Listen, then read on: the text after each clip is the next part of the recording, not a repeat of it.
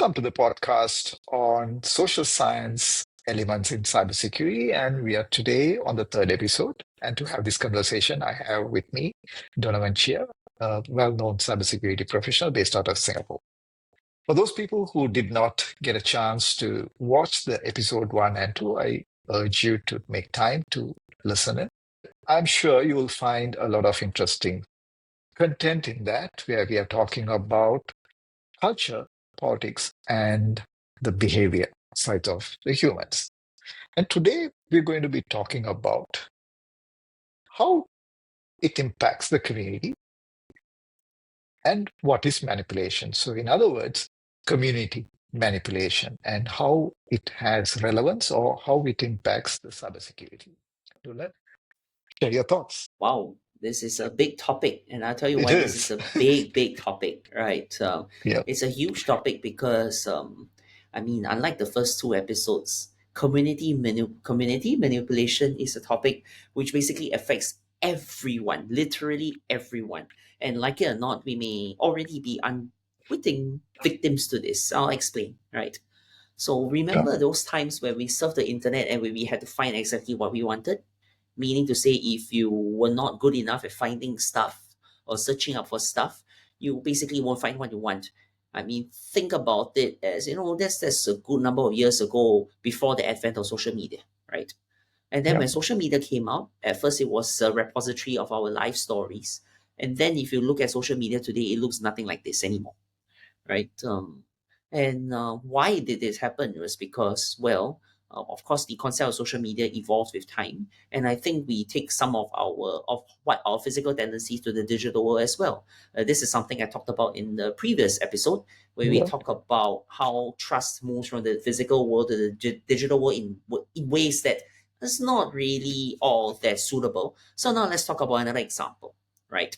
So in the physical world, when we look for friends, right? So we will look for friends who are similar to us, share similar hobbies, etc. We get along because we have common topics to talk about, just like your own village, finding fellas who play marbles together, for example, right? Simple Yes. example.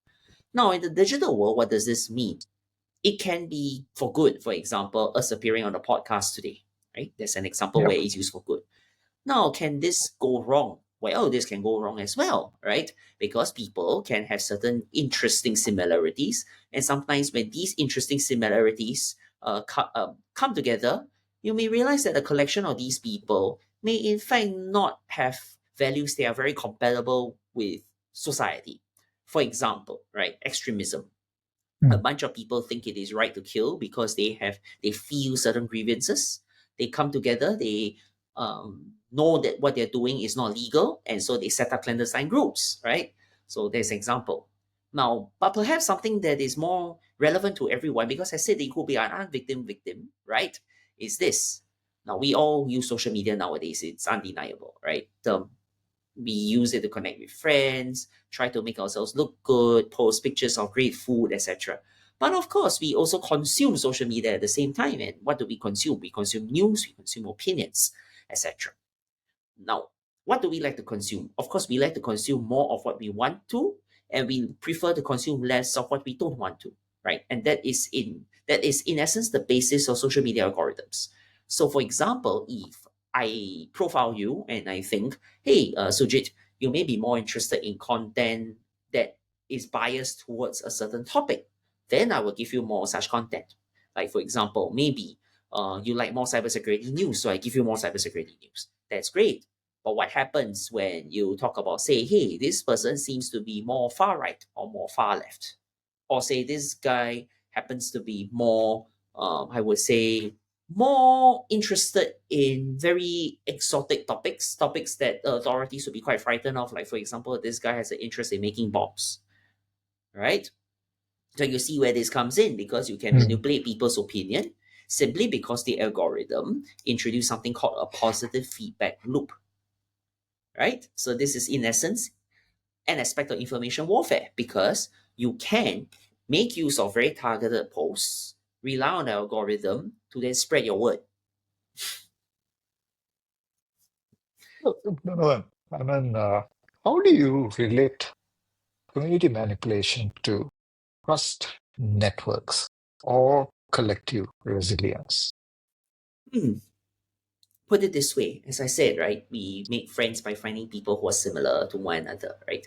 And if we find people who are similar to one another, naturally we are more predisposed to trust them. Because, like, oh, if a friend shared me, if imagine a friend shared me a link to a certain promotion versus a stranger, right, with an unknown number, who are you likely to trust more? Of course, your friend, because you would have had the subconscious thought Bias. that, hey, Yeah. my friend might have vetted this.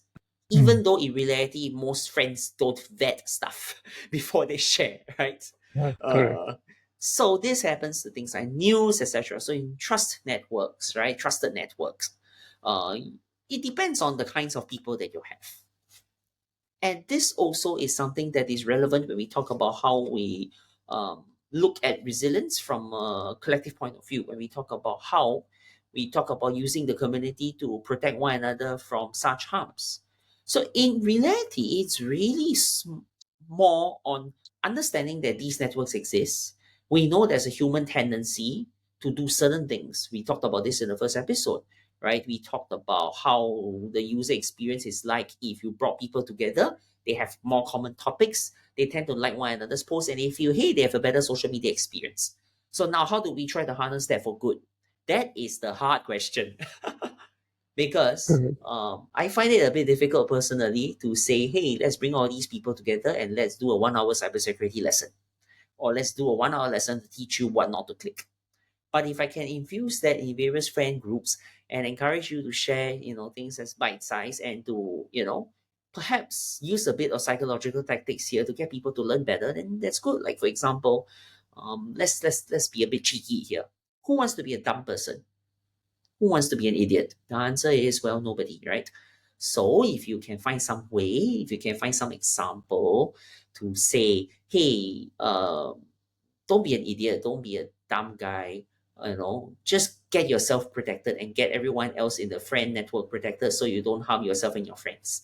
And I think arguably this kind of argument also works well with parents, because maybe the parents themselves don't really care about their own cyber wellness or their own information they consume, but surely they will care about what their children consume.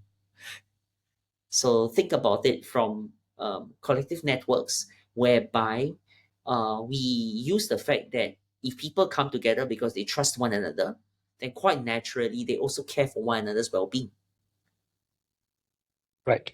It's an interesting observation you made. I'm going to ask you a trick question. I'm going to say trick question. Yes. How would misinformation affect a trusted group? As I said, the same way as how any piece of information affects a group. Well, because what is truth, right? First question, what is truth? And truth is, no pun intended, well, you have to first define an objective reference. Then you can call something truth. But what happens is that in many things that we share, right? We share many statements of opinion. So really the question goes, um, is an opinion true? The answer is no, it's just one person's view. So let's talk about misinformation, since that was the original question. Misinformation is really, a certain way of trying to convey, maybe certain situation in a way that is misleading, right? Like for example, and this has happened quite a it's actually a big problem in some parts of the world, real problems dealing with issues involving fake news, whereby, for example, if I don't like another rival group, I take a video of a riot that happened somewhere else, right? So they're real people, okay? And then I claim a riot happened in a different state, okay? And then I spread this.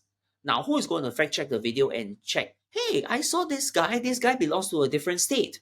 The answer is no, because, well, you're not going to be checking every single human, because how will you know every single human, right?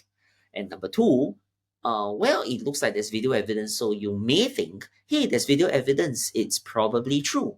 So unfortunately, you are right. It is a trick question, because you can use the same force to do good, to do evil as well. So then herein lies the question, right? How do you decide what is good and what's not good. And here, this is where wisdom is important, because in reality, when we talk about networks, when we talk about community manipulation, in effect, these are just constructs, these are social constructs, right? And we can use social constructs for so many different purposes. And really, I mean, it's an appeal to hopefully wise people to know what they're doing. Mm. So, Donovan, that's a load of information, right? So we Yep. discussed in Mm. pieces about Mm. misinformation, Yes. and we also, in different words, we spoke about Mm. echo chambers and polarization, Yes. Yes. and how that would actually, uh, if it is fact checked, then probably it Yes. will get terminated. But if not, it will reach the trust networks. Yep. And then sometimes collectively you can build resilience, or sometimes collectively the whole society can Yes. fail Correct. because they Mm. have trusted Mm. the misinformation. Yeah. And it I. is also true for organizations.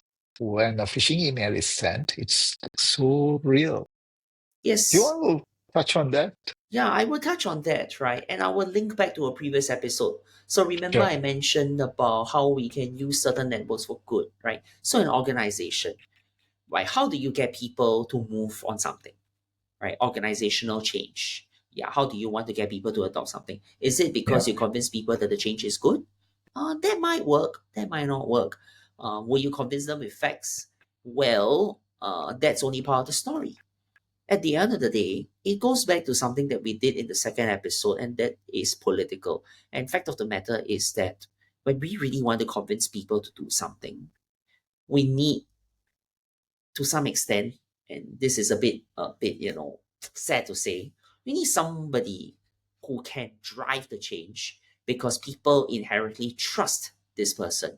And it's political because it means you're talking about finding um, people who we would say are well respected in the community, authoritative figures, figures whom we can trust to drive such opinion.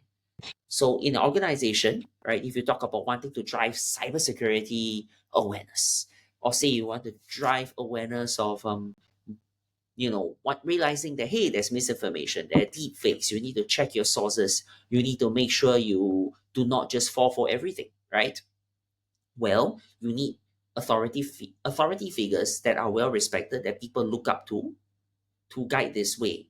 And that's why I say we kind of have to appeal to hopefully the wisdom of folks, because we need people like that to rise up, to speak out, and to serve in public capacities, to be able to then move society forward. I mean, there's always a saying that, you know, um, facts tell, but stories sell. Absolutely. So, with that note, Donovan, thank you so much Mm, for sharing your views on mm, community manipulation. It mm, was really insightful. There's a lot of takeaways, especially from an information operations, echo mm, chambers polarization, to mm, trust networks online and collective resilience. So, these are factors which actually impact the community manipulation. So, it when a community is manipulated, it also has a bearing and impact on the organizations as well. mm. So, viewers, we continue to ask you hit the subscribe button, follow us, and share your thoughts on what you would like to hear from us or discuss in the future. So, with that note, Donovan, I will see you on the other side for the episode 4, Yeah, where we will be exactly. talking about social engineering. Mm. Thank you so much.